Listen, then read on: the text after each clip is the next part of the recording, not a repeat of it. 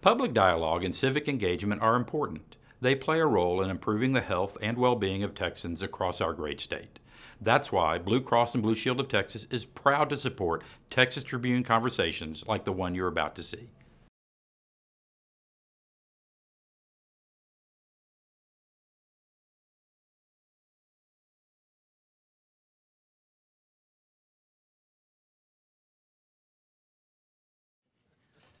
I'm touched. Coming from the most interesting man in America, I find that that's a rare privilege to be talked about in such generous and kind terms. Thank you, Evan, very much. Woo! Jennifer, my daughter, is in the room. Jen, what do you think, huh? That was very sweet.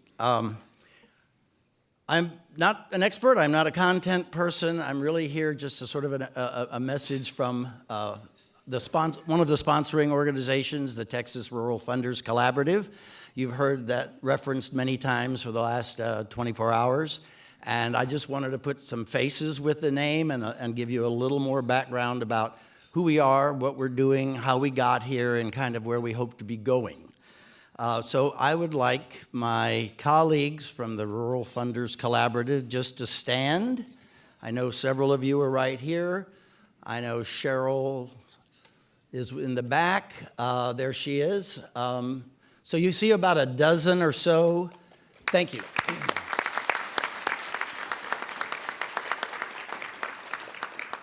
These folks represent grant makers, foundations from across the state. Several of them are rural-based and rural-focused in their giving. Others are more regionally focused, as is Methodist Healthcare Ministries and Episcopal Health Foundation, but have large numbers of rural counties in their giving area. And then there are some of us that are statewide funders at Meadows Foundation and EdTex, and we also have a national funder with the Gates Foundation as part of our merry band of tricksters. But so we gathered together about a year ago. What brought us together and keeps us together is our common shared goal of a concern for the future of rural Texas.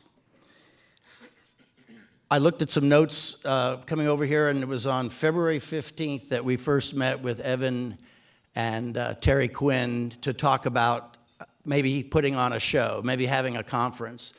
And here we are six months later. And I cannot say enough about the Evan and his team, and to be able to put a conference of this scope on, coming right after the Texas Tribune Festival just a few weeks ago, in the middle of midterm elections and so forth and so on. And so many, many thanks to you and your amazing team. And I think we ought to do this some more.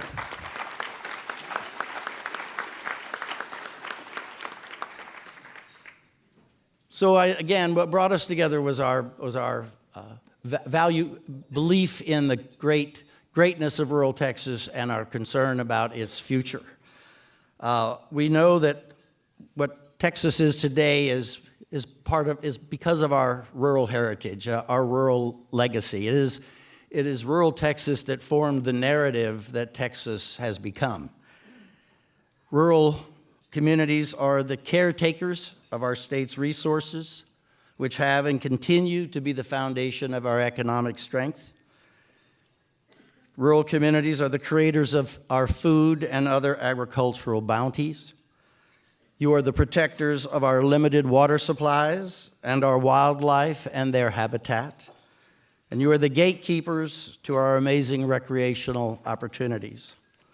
So we honor you for these roles you have always played in our state's development. And we thank you for choosing generation after generation to continue to play those roles. But we also recognize, and it's been discussed here and will continue to be, that rural communities and rural lifestyles face some serious threats. We've talked about them: urban sprawl, loss of job opportunities, outmigration, particularly of younger generations, loss of political influence, lessening competitiveness competitiveness in a global economy. And as Tom Luce pointed out this morning with his 2036 roadmap, that unless action is taken at state and local levels, these trends will have much more dire consequences. So in anticipation of this conference and to inform ourselves, we have commissioned a number of studies that have been compiled into a single report, which is available mostly online, and I'll give you the access point, the URL in just a moment. But these studies include a rural data piece from 2036, that you heard some of that from Tom Luce today, a landscape analysis by the Boston Consulting Group with recommendations for state policymakers, challenges to our natural resources by Roel Lopez and the Texas A&M Natural Resources Institute. You heard Roel a few minutes ago. An analysis instead of strategies for accessing broadband technology and an accompanying funding guide. The results of an opinion poll by Jim Henson and Strategic Research Associates, from whom you heard this morning. And all of this is compiled in a report. I have one of very few hard copies, which I will happily auction off later on this afternoon. But it's all there, and it's all available electronically, and it could be available to you in a hard copy as well. We hope you will find this information useful in formulating your own economic and community development plans. And going forward, first of all, I think we'd like to see more conferences like this on this issue going forward, and we'll be talking to Evan and his team. And our group is also considering the possibility of making small grants targeted at incentivizing local action plans. We also envision capitalizing model demonstration projects, particularly around broadband access, that can in turn attract public dollars and private investments. And we can, over time, see ourselves advocating to local and state policymakers to scale projects and strategies that work in our rural communities. And we will continue to work with Tom Luce and his 2036 project. And as he develops a roadmap for the state, we will be especially interested in those farm-to-market roads that lead to a prosperous future for rural Texas. We wanted this conference to be part celebration, part appreciation, and part a call to action. So thank you to Evan, the elected officials who appeared and have been talking in candor with us, our content experts, and especially to all of you that joined us today. Thank you very much. Thank you, Bruce. And that is a perfect lead into our lunchtime conversation today, which is called, I believe on the program formally, A View from Rural Texas. I am excited to introduce our lunchtime program, which is a conversation with three municipal officials who deal with the challenges we've been discussing last night and today, and we'll discuss later today on a day-to-day and sometimes moment-to-moment basis. For them, policy fights and budget battles are not an abstraction. They're not a headline in some far-off newspaper. They're the real deal, the stuff of the work that they do all the time. Population trends are more than the basis for an academic's PowerPoint to these folks. And public service is a calling, not a career, a means, not an end. We live in a time when local control is a four-letter word, but the old Jeffersonian idea that the best government is that is closest to the people being governed is embodied by the work and the dedication and experience of these folks. And so let's meet them, and then let's get into a good conversation. On my left is Don Allred. He has been Oldham County Judge for 28 years. He's past president of the Texas Association of Counties and the County Judges and Communities Association of Texas, and Commissioner Association, of Texas. He previously worked 15 years with the U.S. Department of Agriculture. He's born and raised in Deaf Smith County. He attended South Plains College and West Texas A&M University. Next to him is Mayor Marie Nafziger of Marfa. I want to say that we were expecting to have Mayor Shelley Brophy of Nacogdoches and Commissioner Alma Moreno of San Patricio County, but oddly, both had illnesses over the last couple of days. It happens. And we were thinking how we would replace them, and my colleague Jessica Weaver said, take a look and see which rural elected officials will be coming as attendees to the conference. So I confess, I jumped Mayor Nafziger yesterday on her way here, and I said, "You're going to be at this conference, right? Do I have a proposition for you?" And to her extraordinary credit, Mayor Nafziger stepped up. Marie Nafziger is the mayor of Marfa, first elected in 2016. She is currently the coordinator of the Read Big Bend initiative in the area's public schools and formerly served as director of education and outreach at the Meadows Foundation. Mayor Nafziger is herself an artist. I like the idea that we live in a world in which the mayor of Marfa is an artist. Can we just stop for a moment and consider the psychic awesomeness of that? She is a native of Archbold, Ohio. She has an undergraduate degree from Goshen College in Indiana and a master's degree from the University of Houston. Finally, Ramiro Rodriguez, mayor of Palmview for the last 16 years. What did I say? Palmview? Palmhurst. Pardon me. Mayor of Palmhurst. Pardon me, for the last 16 years. He is a member of the Texas Municipal League Board. He's a native of the South Texas community of San Juan, and he's a graduate of the old University of Texas Pan American, now UT-RGV. We are truly lucky to have three people who don't just hear other people talk about these issues, but actually live them every day, tell us what it is like to deal with the many challenges of rural Texas. Please give the mayor and the county judge and the mayor a big hand and thank them very much for being here.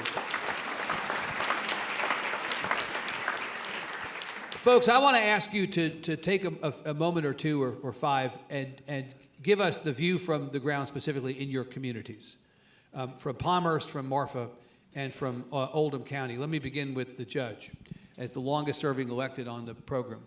You have seen Texas change dramatically in the time you've been in office. You've seen your part of the state change. The more things change, the more things stay the same in rural, but there are differences. What has the arc been? What has the arc of the narrative been? And tell us the big challenges that you see facing, that you and your community are facing on the ground right now. Absolutely, there's been a change. Through the years, there has been obviously a diversity of the economics in the rural community, from agriculture to hunting to renewable energy to different types of the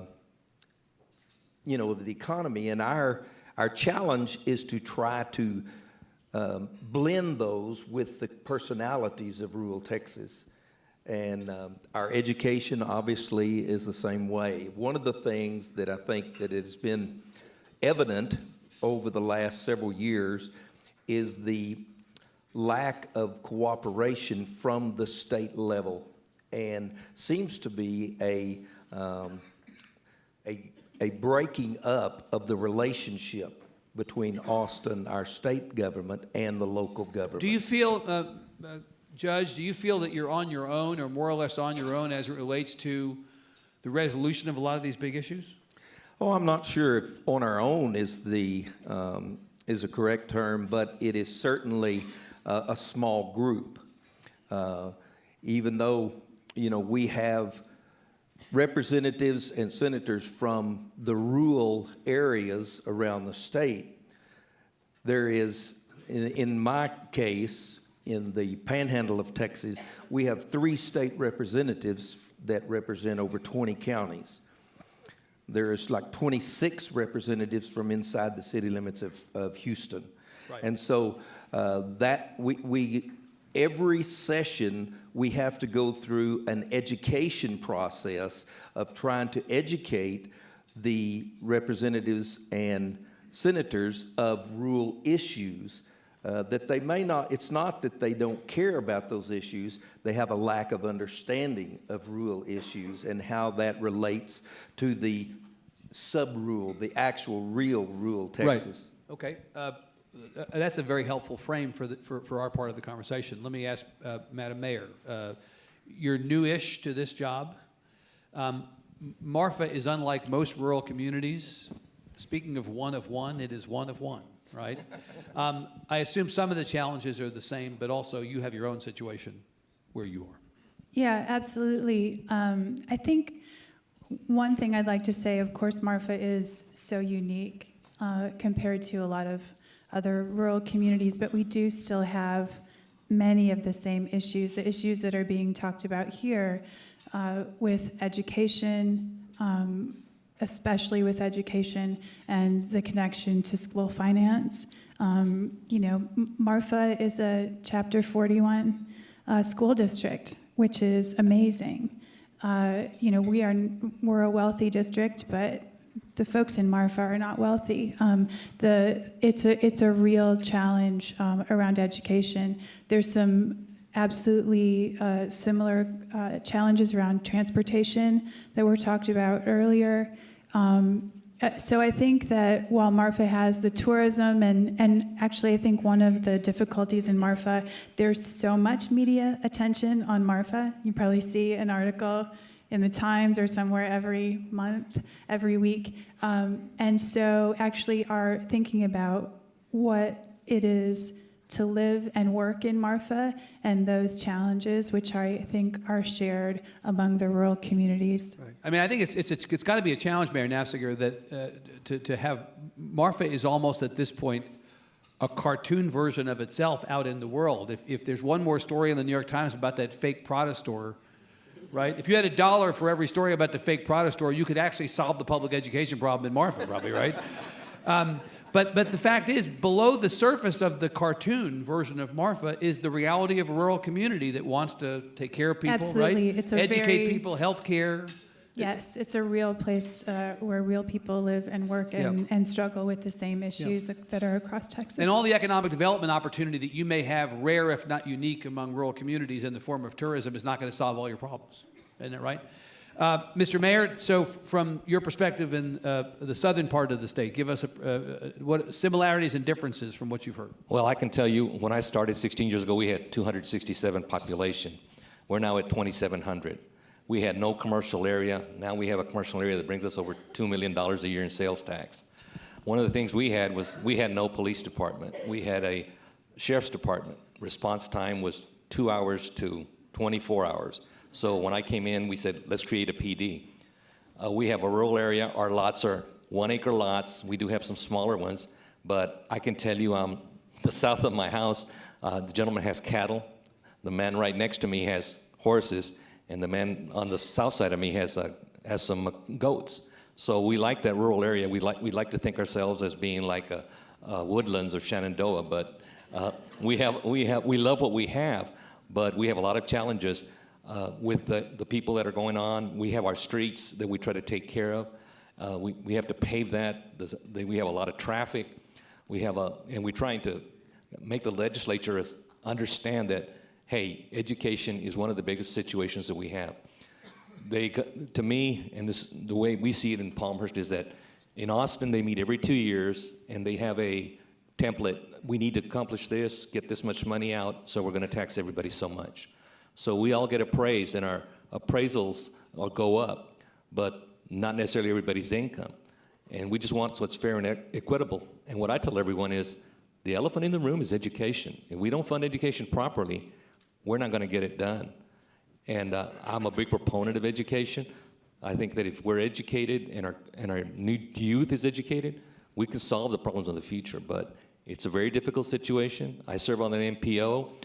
We're trying to unite 2 other MPOs to get more money, but they say we want more power and want more money. And I say, well, look, if the pot is bigger and your percentage is the same, what's the difference? But I get told, well, the regulations need to be this thick, not this little.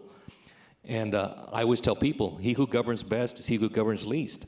So we have all these challenges and problems, and everybody's, in addition, I get when I'm at the HEB, they say, hey, Mayor, what are you going to do about this? What are you going to do that? And I tell them, the potholes and the problems we have are not Republican or Democrat. We got to solve them, and they've got to be handled in some way. Mr. Mayor, do you think that one of the features of life in communities like the ones reflected up here is that there is an absence of the political infighting or the partisan infighting that we have come to understand as is part of the conversation in Austin? I mean, the fact is the desire to educate our kids is not any more Republican or Democrat than those potholes that you're talking about.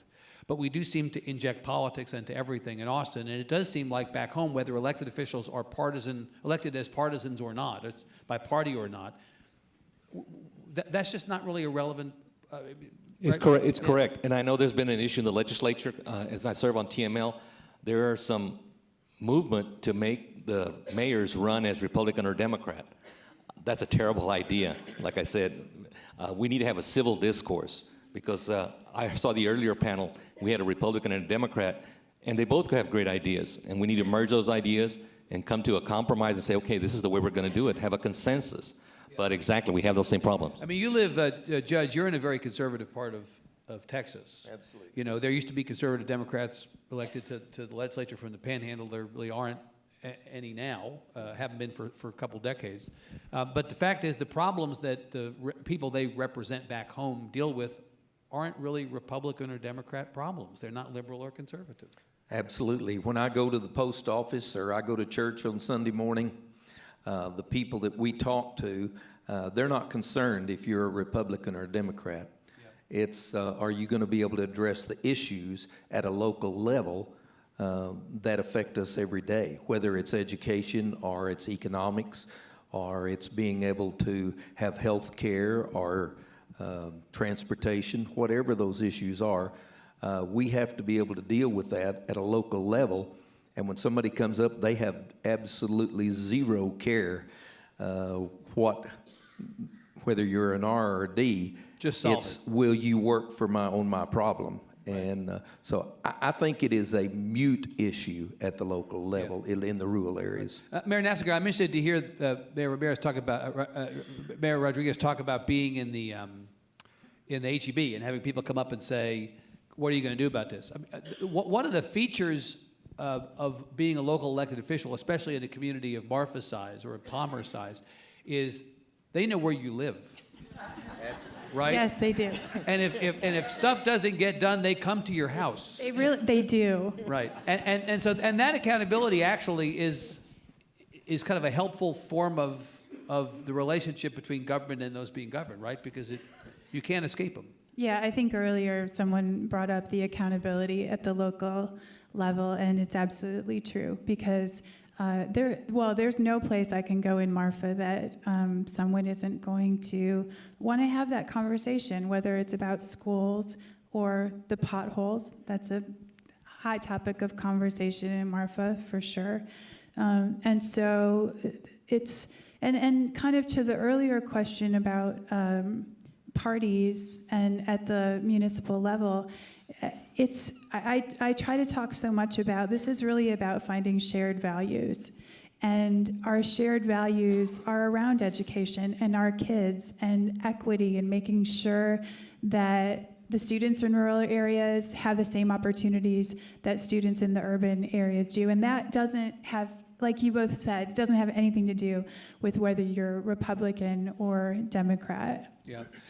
Mayor Rodriguez, let me ask you about, as we're talking about the relationship between local communities and the legislature. The last couple of sessions, a major topic of conversation has been local control. Yes.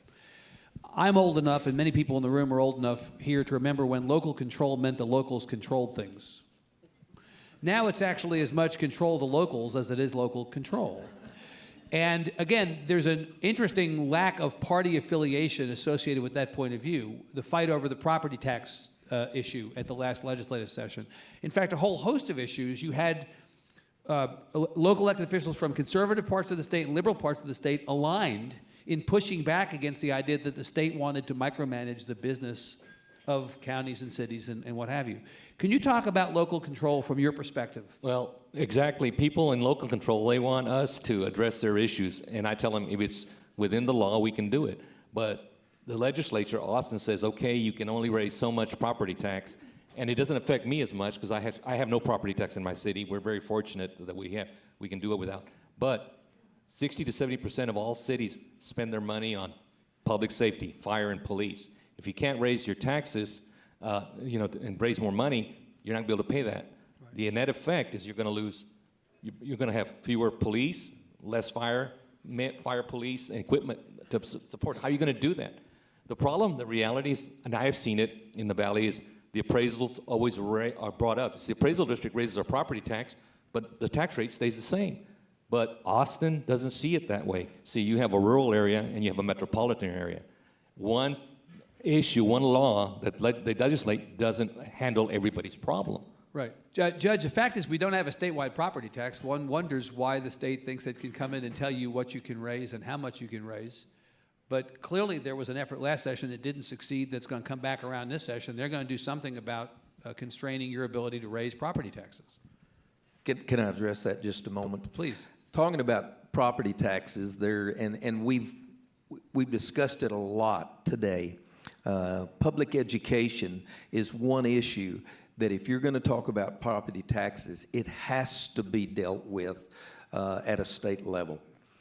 Property taxes in the unincorporated area in my county is over 70% of the property taxes.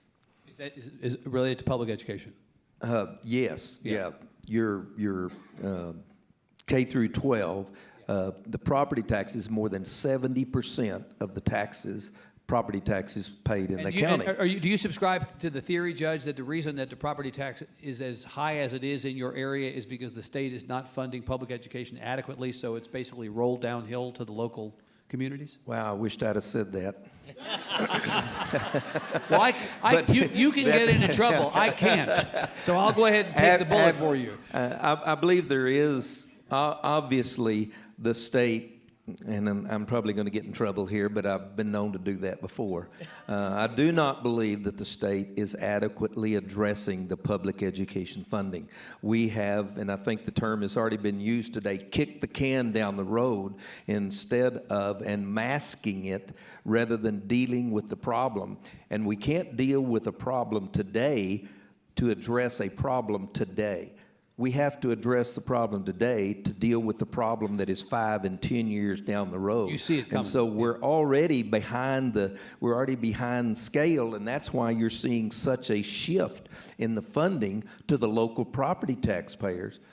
Because the state hasn't kept up. The demands on education is there. The only other funding source there is property taxes at the local level. So your message to the state is keep your hands off of our ability to decide how much revenue we need in the Absolutely. And I like to use the term of local decision makers over local control.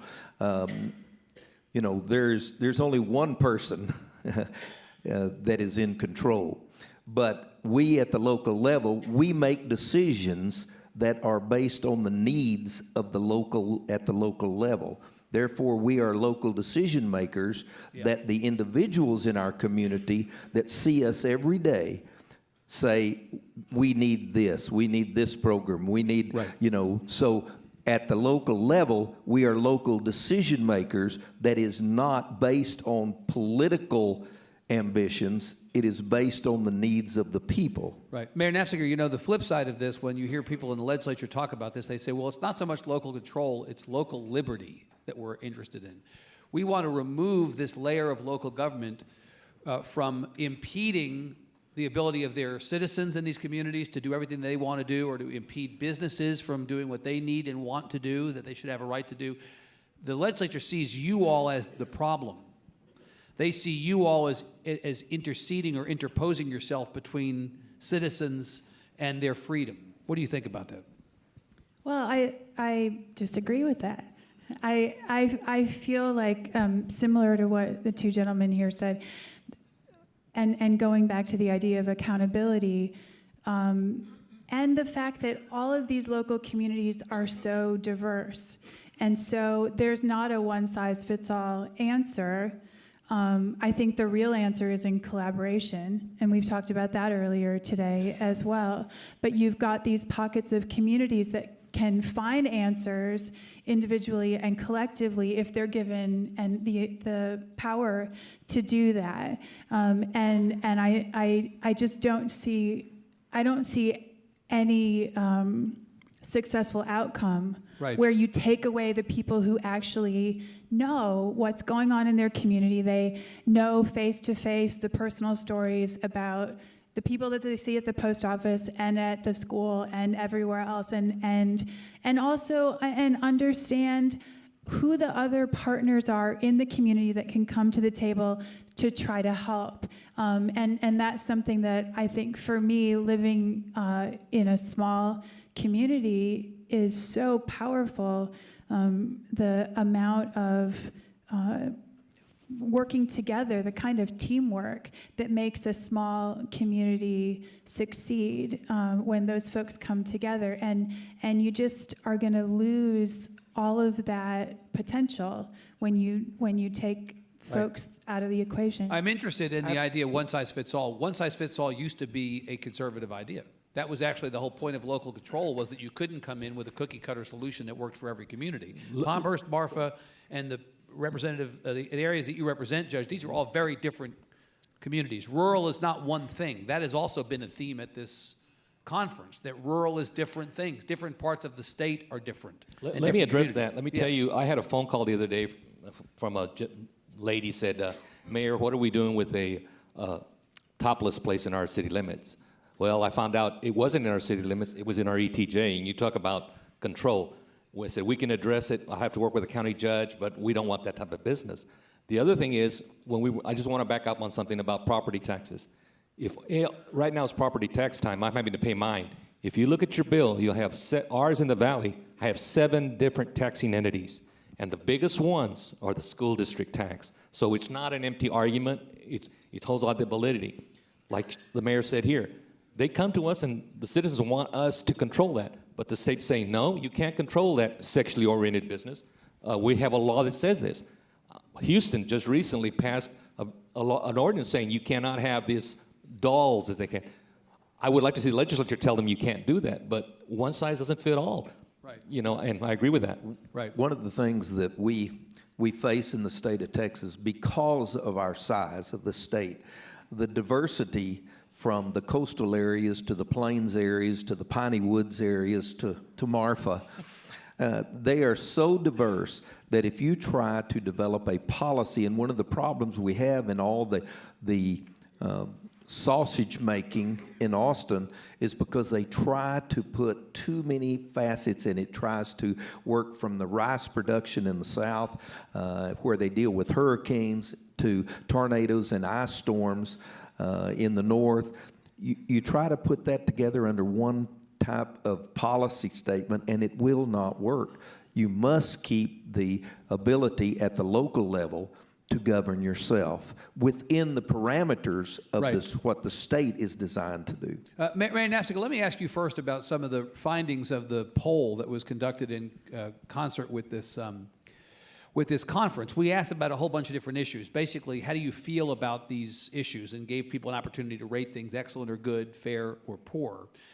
And for my own purposes, I've simplified it and added up the fair and the poor and added up the excellent and good. And the 2 issues where rural residents who were polled for this exercise rated more than 50% fair or good, so negative, about life in rural Texas were opportunities for young people and access or availability of jobs. Do you find in your community that those are particular points of anxiety, that either the employment picture in those communities is not what it might need to be for people to be happy, and that in particular young people don't see opportunities in the community, so as the cliche goes, they grow up there, they go off someplace to college, and they don't come back? And that's a feature of life in rural. Mayor Nafziger. Sure, I do think that's a challenge in Marfa, in Presidio County, in far west Texas. And it's something that when I talk with other elected officials from the area, we are all struggling with. Students may want to stay close to their families after graduating, have opportunities, and they just aren't there. Specifically for most of the Big Bend, tourism is our major economic driver, and there are, opportunities there, but we're looking at one of the big issues that comes into play is affordable housing. So it's not only workforce training and opportunities, but being able to afford to live in Marfa or Alpine or Fort Davis is really, really difficult. I mean, it's already, you've got your cost of living is high because goods and services cost more. They have to travel so far. And you have to yourself drive to doctor appointments and to maybe the grocery store. I mean, we're 200 miles from an airport or any kind of a Walmart or big box store, which is a lovely and amazing thing. And at the same time, when we talk about a rural lifestyle, I mean, we're out on the frontier, and it's so gorgeous and beautiful and draws a lot of us there. And there are generations of people who've, lived there and brought up their families. But if we want that to continue, then I think affordable housing, Right. along with those job opportunities, is really needs to be solved in tandem. It's interesting, the upsides are the downsides, right? They're upsides when they're upsides, but they're downsides if you want a tomato, or if you cut your hand and you need to go to the hospital. I was telling you a story, right? I mean, where is the nearest hospital to where you are in Marfa? So the nearest hospital is in Alpine, the Big Bend Regional Medical So Facility. only which 30 is miles. Only which 30 miles. Probably in some parts of rural Texas is pretty good. South County, South Presidio, in Presidio County, the city of Presidio, is on the border, and they're 90 miles. So, I mean, you're talking about and then at the municipal level, what that means is we fund our EMS, the Marfa EMS department. And as you were talking about these services that I think we often can take for granted, like fire and EMS and police department, law enforcement, those all cost a significant amount of money, and these small, tiny communities with such a small tax base are really struggling. And like both of you said as well, the largest part of a Marfan's tax bill, it goes to the school by far. And so those other taxing entities, we aren't the big part of the taxpayer burden. And we're trying to provide those just Right. very basic services. And it's hard. Mayor Rodriguez, would you talk about this question of young people having access to opportunities, a reason to come back, and whether access to jobs in particular is as much of a challenge as the poll is suggesting? I totally agree. And I'll give you a classic example. We have a Chick-fil-A opened up, and they had over 200 people applying for jobs there. We had a lot of young people, because the gentleman that opened it was a superintendent from a local school district. He had to turn people down. There's not enough employment for youth, and they don't come back. My son became a doctor of physical therapy. He's in Austin. He didn't come back. He's been offered jobs, but he likes Austin. But we do have that. But the valley is growing. We now have a medical school. We want to bring them back. The kids leave. The sad thing about it, I just heard on the way up, we just celebrated Veterans Day, which we have our liberties, and the reason we're here is because of the veterans fighting to give us that. But McAllen has the #1 recruiting station for the Army. Now, I have no problems. I'm a graduate of a military school. It teaches you discipline and attention to detail. You learn that, but there's no jobs. So what do? They join the military. And some of them do well and some of them don't, but they're only doing it because there's no other option for them. No economic opportunity. Judge. I'd like to address that in one issue. From the opposite end of the spectrum, from Marfa, one of the problems that a lot of rural Texas, because of our mobility today, our ability to go to the Walmarts and to travel is a detriment to supporting local businesses and local jobs in the rural area.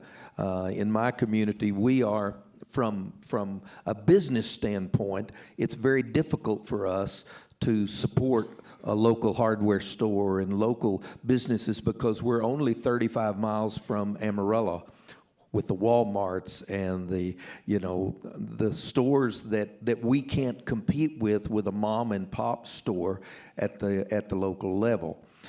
So that is an issue as well. Not only your distance from the more metropolitan areas, but your closeness to them.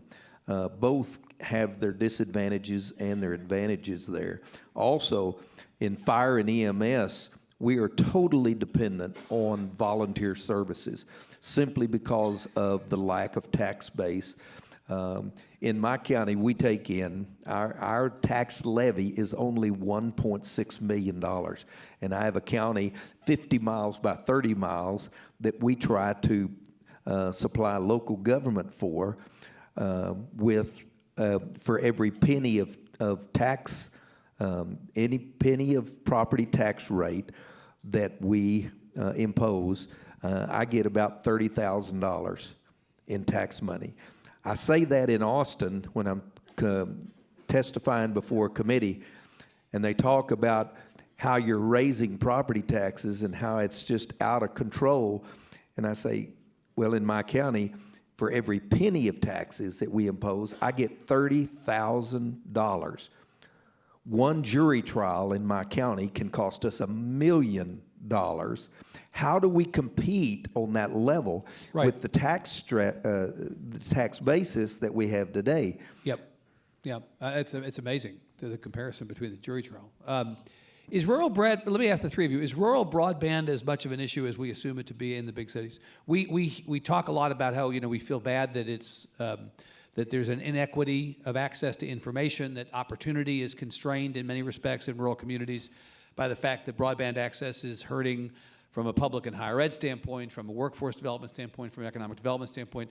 Mayor Rodriguez, are we exaggerating the importance of that? No, you're not. Every day I go to work at City Hall and I get on the computer and I look at all my emails and the news sites that I look at, and I complained to the city manager. I said, why is the computer so slow? I said, give me a new computer. She said, no, it's not the computer. The internet is slow. She says, oh, we're going to get fiber optics, but they're coming sometime in November. This was 3 or 4 months ago. It is we don't have, in the rural area, we need that. Totally. I remember Mayor Nafziger driving out to Marfa along I-10 from Harper out to Fort Stockton and then south down to the Big Bend. And in the old days, 20 years ago or so, the cell service out that way was not great. It's better than it is. It's better now than it was then. But the reality is, many of these communities still are not living in the digital age. And we talk about wanting to get kids the same level of opportunities in rural communities as they have in urban communities. We talk about civic participation being the same level in the rural communities as it is in the urban communities. We can't expect everybody to live in the digital age if we don't provide people access to the digital age. I just wonder if you're finding that that's as much of an issue where you are. Yeah, absolutely. It's a big issue where we are. At this point, yes, we do have better cell coverage than we used to, but it's still spotty, depending on your service provider. And as far as broadband in Marfa, the school, City Hall, we do have broadband, but across the community, no. There's plenty of areas right in Marfa, the city, where we don't have access, and certainly beyond throughout Presidio County, et cetera. And I think that, yes, it is. I think it's one of the absolutely most important issues when you talk about equity. I mean, technology is a tool that could help to solve a lot of these issues, especially when we talk about education, when we talk about healthcare. There are ways that we could use technology to close that distance gap and give kids access to, I think somebody said earlier, the math teacher or the science teacher that can close that geographic distance that is such a challenge when we talk about rural communities. As we were talking last night, Judge, to Chairman Price from up in your part of the area about the possibilities of telemedicine expanding access to healthcare in rural communities.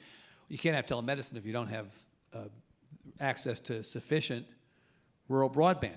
I'm still haunted years later by a story just a couple years ago in the New York Times, actually set in Mayor Rodriguez's part of the state, where a couple of kids were standing on the sidewalk outside their shuttered school building at midnight on their phones trying to do their homework, accessing the Wi-Fi network of the school after hours because they didn't have access to broadband at home, and yet something like 70% of schools give homework that requires access to the internet at night.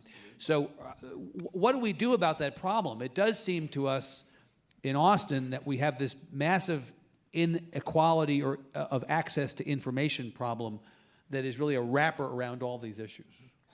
Well, obviously, if it was easy, it'd already be done. Right. But there is you think government can fix it? Can government fix it alone? Probably not. It's going to take a collaboration between government and industry itself. But obviously, it's a big problem in the rural areas, especially in the unincorporated areas of the state. But I go back to my agriculture days. I spent 15 years with the Department of Agriculture, and there is the ability to have connectivity is much more than high-speed internet. Our roads, there's 47% of the roads in the state of Texas are funded by counties. So we can cut all the grain in the world. We can raise the best rice. We can grow all the wheat in the world, but it takes a road to get it to market, to be able to market those products. And so, being able to connect our communities is important in all different ways. Well, I was interested last night, Representative Mary Gonzalez was saying, as I tried to get her to talk about the importance of broadband, she said, broadband, we would take drinkable water at where we are. I mean, sometimes we create these highfalutin problems in the modern era when the reality is we still haven't solved the problems of the old era, whether it's water in her case or roads in your case. Let me ask you, we're going to go to audience questions here in a second. Let me ask you about another thing in the poll.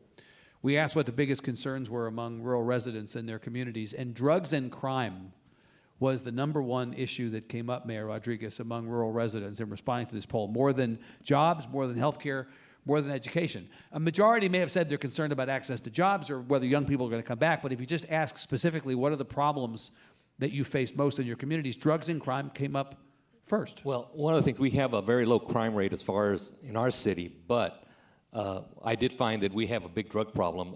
The police department had confiscated so much drugs that they had it in a storage shed. And I said, please get rid of it. I don't want it there. Somebody's going to come steal it or whatever. But it was just at a massive amount. But it is, I know that I live on 3 Mile Line, and we know it's a drug corridor. They stop so many people with drugs there. The ugly thing that I see cars go up and down and turn around, and the police department people tell me, Mayor, that's a scout vehicle. They're checking to see if we're out here or not. And then they'll radio and tell the other one, it's clear, go ahead. It is a big problem. The problem is as big in small communities. I mean, I guess not all that surprising, but the problem is as big in small communities as it is in some of the big states. Mayor Nafziger, same? Yeah, similar. I mean, we have a real low crime rate in Marfa, but certainly there is drug trafficking coming through.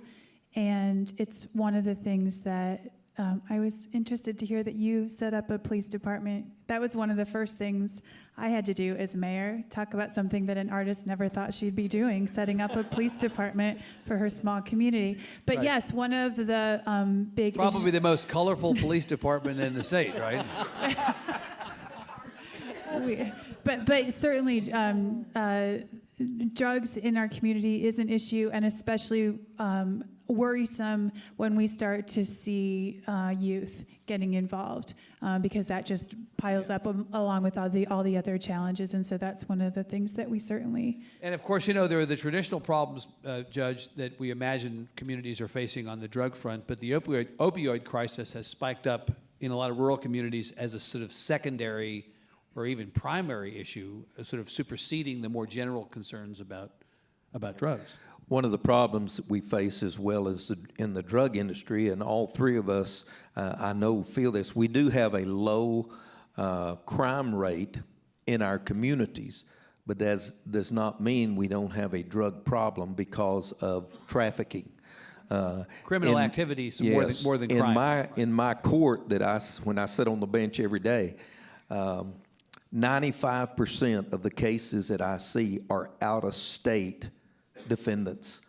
And it's extremely difficult on a rural community to provide courts and to provide attorneys because of everybody that comes in from out of state driving down an interstate that's carrying drugs, whether they are or not.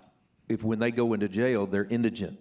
Therefore, it's up to the local taxpayers to provide attorneys for those individuals, and yet they are all out-of-state individuals with no ability to determine if they truly are indigent. We're still required to provide an attorney for those people. So the drug industry, whether you have a local crime issue or not, the movement of not only drugs but human trafficking as well, but the movement of that through your community is, in the rural areas, to me, is the much more a problem within the court system for drugs, is to deal with it because they're all out-of-state people. Yeah.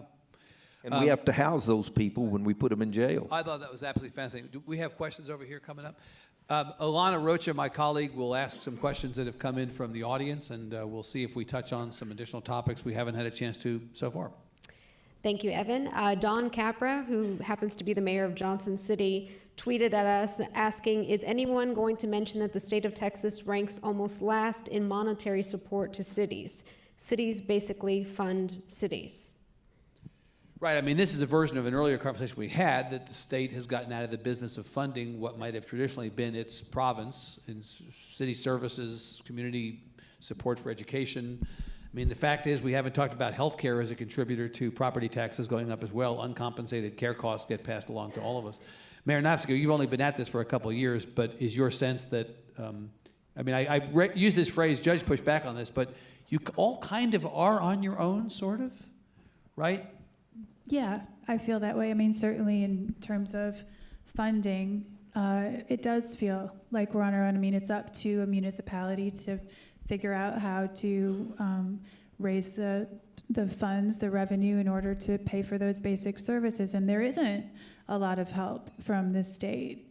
It's something that's very different. You brought up I was born and raised in Ohio, a very different situation there, where municipalities do get more support from the state government. I think what I've learned here in Texas and living here and through my time as mayor and other community organizations, you know, the state doesn't fund as much to at the municipal level, but then supposedly in turn we have more control. And we talked about that earlier, that seems like that balance is being tipped a little bit of at a this trade-off, point. yeah. Alana.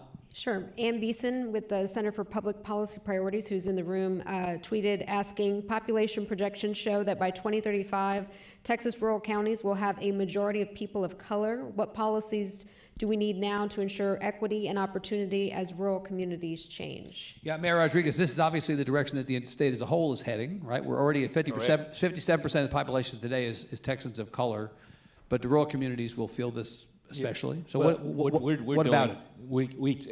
Anybody that comes over here in our city and applies for a job, they're qualified. We hire them, and we're glad to have them on. And they're the best employees you can have. One of the things I tell people now that I'm very proud of is that I keep hearing in the news media is that these are facts that I've heard on the news, and I tend to believe that number one is that most Latinos are employed now than they have ever been before. Most youth unemployment is at the highest rate that it's ever been, and this is nationwide. And most Afro-American unemployment is down at the lowest rate. But in the rural communities, if they come to us, we need to address this.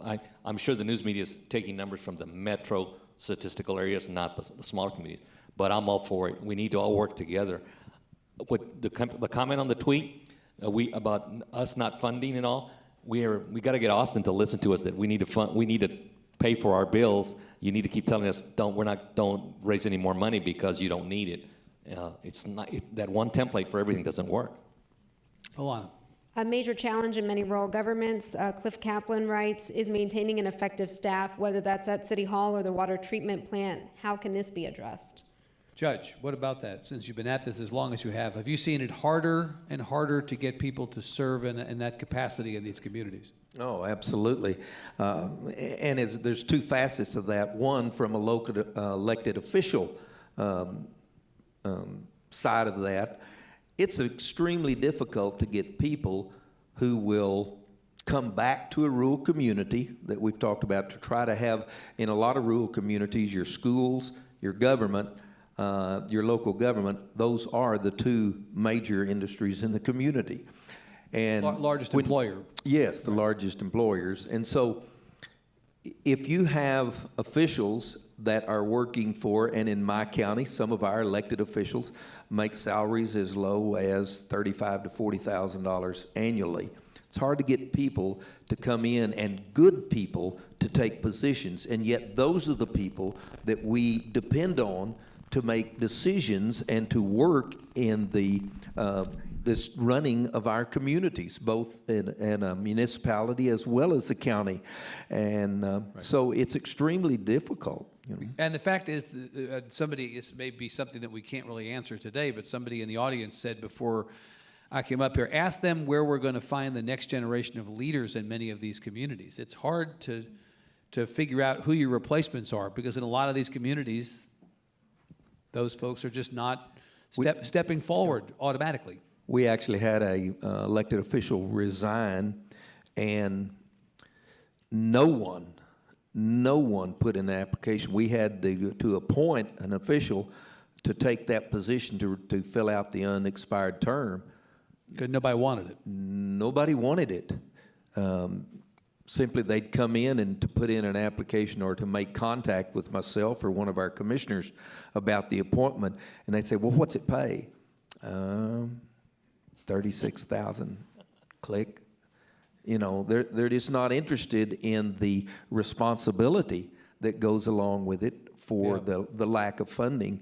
And retaining people for those positions, both from an elected official as well as working in water treatment plants or our road, our road departments and stuff, it is extremely difficult at a rural big area. Challenge.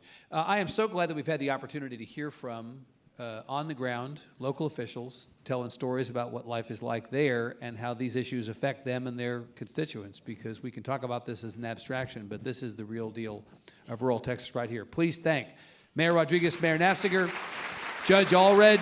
We'll take a short break and be back with the comptroller. Thank you very much.